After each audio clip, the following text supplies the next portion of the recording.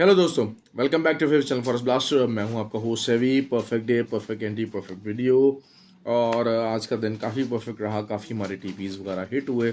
और जिस तरीके से कल वीडियो के अंदर बताया गया था, चीज़ें प्रोज्यूम की गई थी, वही हुआ। अर्ली मॉर्निंग ग्रुप के अंदर, फ्री व्हाट्सएप ग्रुप के अंदर भी जो जो एरियाज़, जो जो चीज़ें बताई गई थी, वैसे ही मार्केट चली। बेसिकली आप समझ लीजिए कि हज के बाद जितना भी टाइम था, थोड़ा सा ज़रा मैंने आपको बताया था बिजी स्केड्यूल रहा, उसमें प्रॉपरली एक जो है वो चीज़ें सही चल नहीं सकी। तो अब बहरहाल अब right now I am free, और इंशाल्लाह इंशाल्लाह बहुत जल्द जो है वो हमारी जो ट्रेनिंग एकेडमी है उसकी भी क्लासेस नेक्स्ट वीक से वो भी प्लान है, ऑनलाइन और फिज़िकल बोथ। तो उसके लिए भी अभी कुछ सीट्स मौजूद हैं। ऑब्वियसली लोगों ने रब्ता नहीं किया ड्यू टू हज, और वो प्रॉपरली फीडबैक नहीं मिल सका।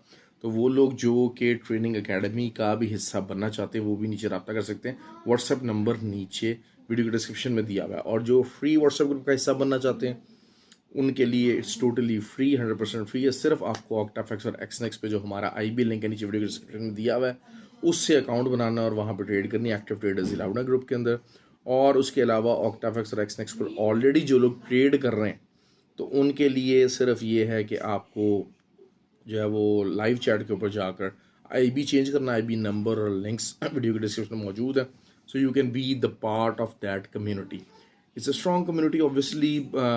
लेकिन अगर आप उस कम्युनिटी के अंदर ऑब्वियसली बहुत सारी चीज़ों को लर्न करने का मौका मिलता है, सीखने का मौका मिलता है। लेकिन असल चीज़ ये होता है कि आपका माइंडसेट क्या है रिगार्डिंग ट्रेडिंग। मैं अक्सर लोगों को ये चीज़ें बड़ा मैं क्लियर समझाता हूँ।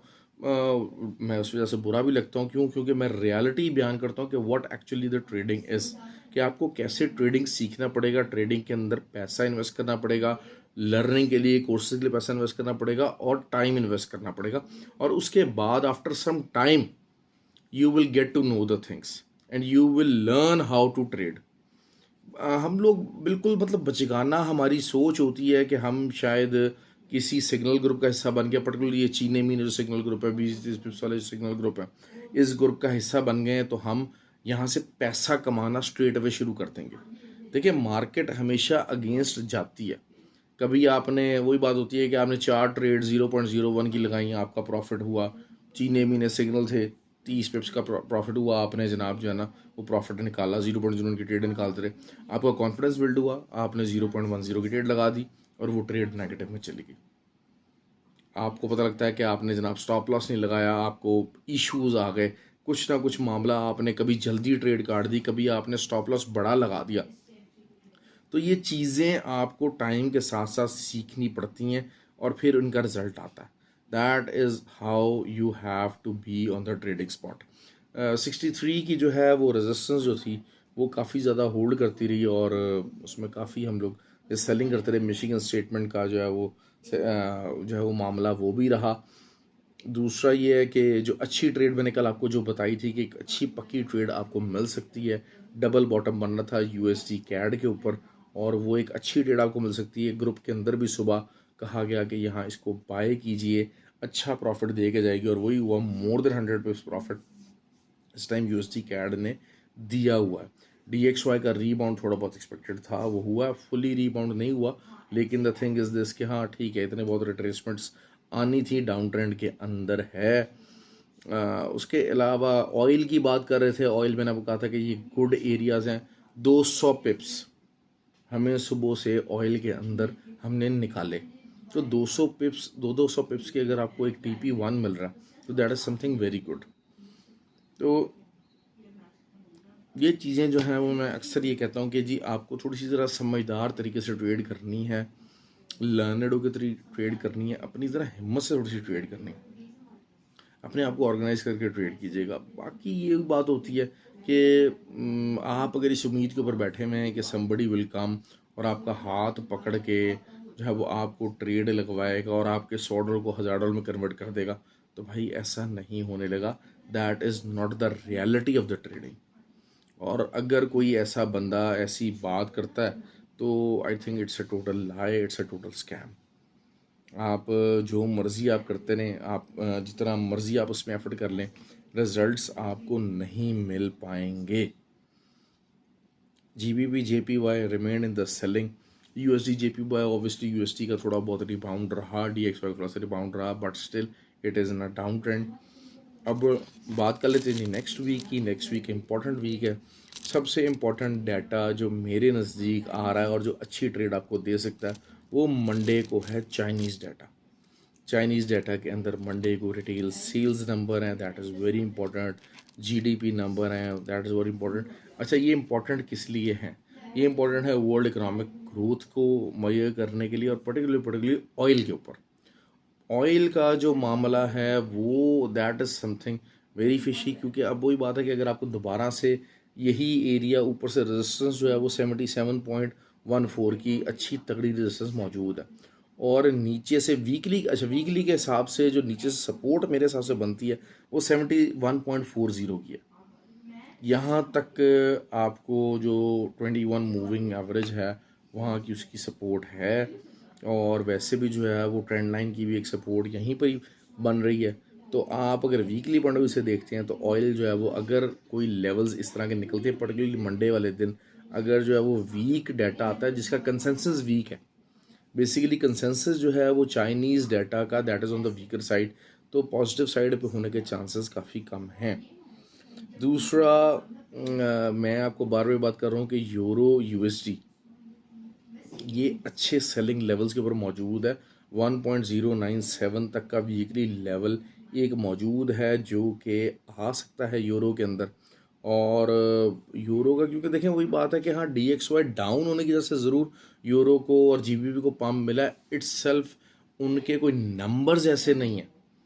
आप इसको समझिए, एक पंप है एक अल्टरनेट करेंसी के डाउन होने की वजह से, ठीक है, जो उसके रिस्पॉन्डिंग पेयर है उसके साथ अब हम लोग कोऑर्डिनेट कर रहे हैं तो वो डाउन है। अदरवाइज इट्स सेल्फ अगर हम यूरो के नंबर्स की बात करते हैं और GBP का नंबर, GBP का भी काफ़ी इंपॉर्टेंट डेटा है। बेसिकली जो है वो इनका इन्फ्लेशन डाटा मौजूद है। इन्फ्लेशन के कंसेंसस थोड़ा सा डाउनवर्ड ज़रूर है, बहुत ज़्यादा डाउनवर्ड नहीं है, लेकिन अगर एज पर कंसेंसस भी आ जाता है तो फिर भी जो है वो GBP के डाउन होने के चांसेस हैं। तो 1.30 के नीचे अगर कोई भी इंट्राडे क्लोजिंग हो जाती है तो फिर शायद 1.277 का एरिया जो है, 1.275 का एरिया ये आना चाहिए, ये आना चाहिए, और उसके बाद फिर उसको दोबारा से अप ट्रेंड की तरफ मूव कर सकता है। DXY जो है वो उनका भी रिटेल सेल्स का डाटा मौजूद है, आना है इस वीक में, और उसके अलावा कोई वीकली पॉइंट ऑफ व्यू से कोई बहुत इंपॉर्टेंट डाटा मौजूद नहीं है। GBP का तो जो है PPI नंबर्स भी हैं, CPI नंबर्स भी हैं, सब डाटा मौजूद है नेक्स्ट वीक के अंदर, तो it can impact very very highly on these pairs. GBP JPY down trend के अंदर है। 178 का एरिया, 178.3 का एरिया वीकली के उसमें हमारा TP1 होना चाहिए। It is on a down trend roll, और आपको जो है वो अगर ऊपर से जो है वो अगर आपको थोड़ा बहुत मिलता भी, रिट्रेसमेंट मिलती है तो it is just a good something, a good area for the selling. ये चीज़ हो गई बात। उसके अलावा जो है वो ऑस्ट्रेलियन बैंक का भी डाटा मौजूद है, तो उनकी भी जो है वो मॉनेटरी पॉलिसी की स्टेटमेंट है। तो लेकिन वही बात होती है कि मैं ज़्यादा पेस के अंदर करता नहीं, फिर बहुत सारे लोग क्रॉस पेस बहुत ज़्यादा डिमांड करते हैं। GBP वर्सेस कैनेडियन डॉलर का आज मुझसे पूछा गया, तो खैर मैंने तो उसको इतना ज़्यादा वो फॉलो नहीं करता, लेकिन मैंने उसका भी सिंगल ग्रुप के अंदर दिया, बताया है कि कहाँ तक ये ऊपर जा सकता है, और फिर वहाँ से एक सिंपल सी ट्रेंड लाइन रिजेक्शन है जो कि इसको नीचे कहाँ तक ला सकती है। तो वो आई थिंक 175.30 के अगर ऊपर आपको मिलता है और वहाँ पर एक H4 के ऊपर अच्छी बेरिश कैंडल मिलती है तो आप वहाँ से इसकी सेलिंग ले सकते हैं, जो कि आपको बेहतरीन अंदाज में नीचे 171.2 तक जो है वो आपको ये प्रोवाइड कर सकती है। तो 1.712 सॉरी 1.754 और 1.712 GBP कैड मैं करता नहीं हूँ, लेकिन आज पर्टिकुलरली एक साहब थे, उन्होंने मुझसे ग्रुप में पूछा था तो मैंने इस वजह से इसको कवर भी कर दिया, ग्रुप के अंदर भी मैंने बताया।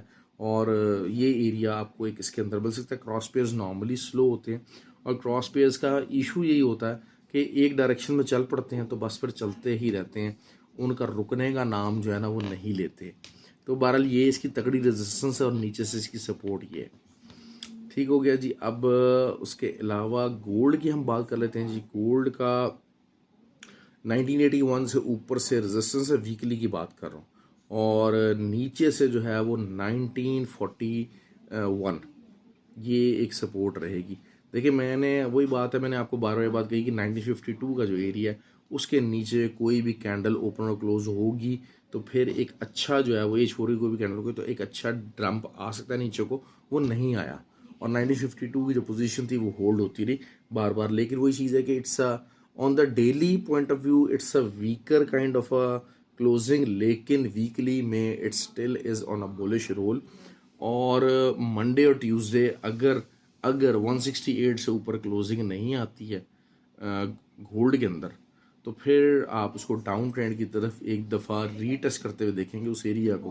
क्योंकि देखें, अब वही चीज़ है कि थोड़ा बहुत जिसे कहते हैं कि 10 year T-bond जीज जो हैं वो उन्होंने भी थोड़ा सा रिफ्लेक्शन दिखानी है, उन्होंने भी अपनी मूवमेंट दिखाएंगे वहाँ से। क्योंकि इंटरेस्ट रेट जो सेकेंड लाख थर्ड वीक है इस मंथ का, और अगला जो वीक है उससे जो अगला वीक है उसमें रेट ऑफ इंटरेस्ट चेंज है, और रेट ऑफ इंटरेस्ट चेंज होने के काफ़ी ज़्यादा चांसेस हैं। ऐसी बात नहीं है, वो इंक्रीज़ होने की काफ़ी ज़्यादा चांसेस हैं। तो लेकिन उसके बाद it will something be one dimensional and very bullish.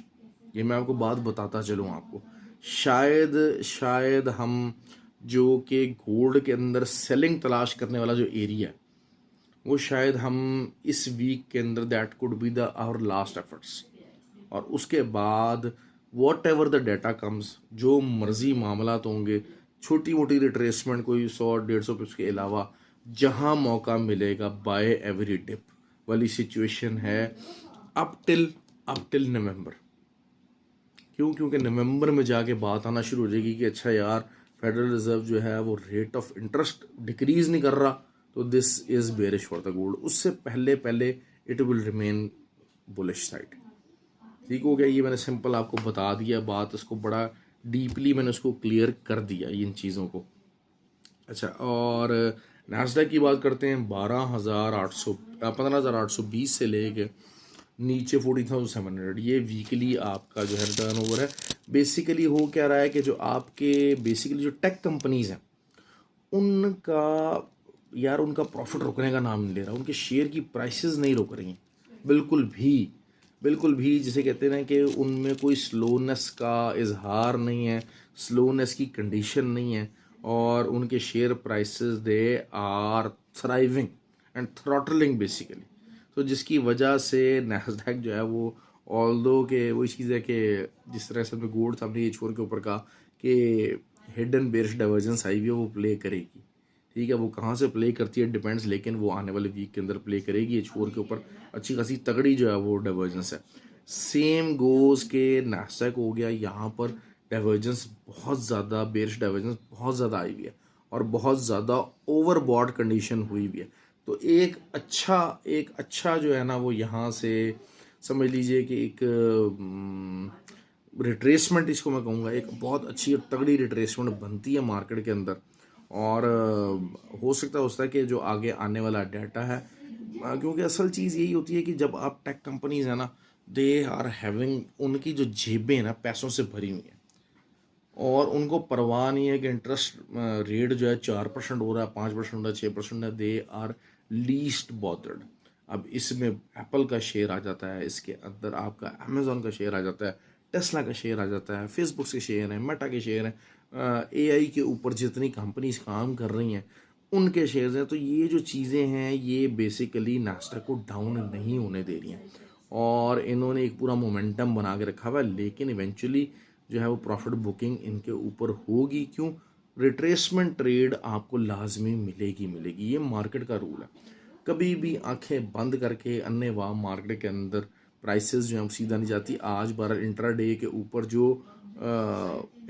ऊपर जो क्लोजिंग हुई है वो काफ़ी ज़्यादा जो है वो बेरिश तो नहीं कह सकते कि रिवर्सल साइन एक अच्छा बना।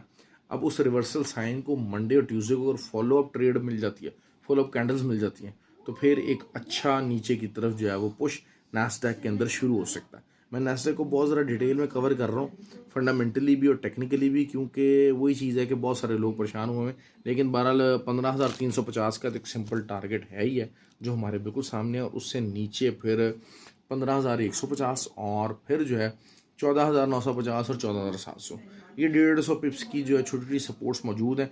मेजर सपोर्ट और मेजर रेजिस्टेंस 15,350 और 14,700, ये मेजर एरियाज़ हैं इस टाइम पे नास्डैक के, जो कि कमिंग वीक के अंदर या उससे अगले अंदर वीक के अंदर आने चाहिए। और ऊपर से रेजिस्टेंस की बात करते हैं तो 15,800 इज़ द मेन एरिया। ये चीज़ें हो गई, ऑयल का भी कवर हो गया, जीबीपी का मैंने बता दिया आपको, यूरो का मैंने आपको काफ़ी डिटेल में बता दिया है। अच्छा, ऑयल को जब हम देखते हैं कि जी हाँ जी इसको नीचे जाना चाहिए, तो फिर यहाँ से 1.342 वीकली में बात करूँगा, इतना तक जो है ना वो जो है वो कैनेडियन वर्सेस यूएसडी मार्केट को इतना कम से कम पंप होना चाहिए up to the level of, अगर लोग बाय में बैठे हुए हैं वैसे तो यही बात होती है कि मैं अक्सर जो है वो चीज़ों को, ट्रेडिंग को आपको ऑर्गेनाइज करने को कहता हूँ। देखिए 60-70 पिप्स ट्रेड है ना, अगर आपके हक में चली है, 60-70 पिप्स कोई भी ट्रेड आपके हक में चली है, तो आपका पहला प्रोसीजर ये होना चाहिए कि आपका जो एसएल है वो आपने अपने एंट्री पॉइंट मूव कर देना, ताकि अगर मार्केट रिवर्स भी आती है तो at least you start feeling secure कि आपको लॉस नहीं होगा। अब जैसे फॉर एग्जांपल वही बात है, मोइस भाई थे उन्होंने ग्रुप में, उन्होंने मुझे पर्सनल मैसेज किया, उन्होंने कहा कि सर 1947 से आपने सेलिंग बताई थी, वहाँ से सेलिंग निकली 1941 तक आई, और अगर किसी ने इतने 60-70 पिप्स आने के बावजूद भी अपना एसएल एंट्री पॉइंट के ऊपर नहीं किया, और अब अगर वो लॉस में है, फिर 1952 तक आई, 50 तक आई मार्केट, अभी भी अगर वही 20-30 पिप्स का भी लॉस बुक नहीं किया, और वो रो रहा है कि जनाब हाँ जी मेरा अकाउंट वॉश हो रहा है और ये कुछ हो रहा है, तो यार प्लीज़ ऐसा जुल्म अपने साथ मत करें।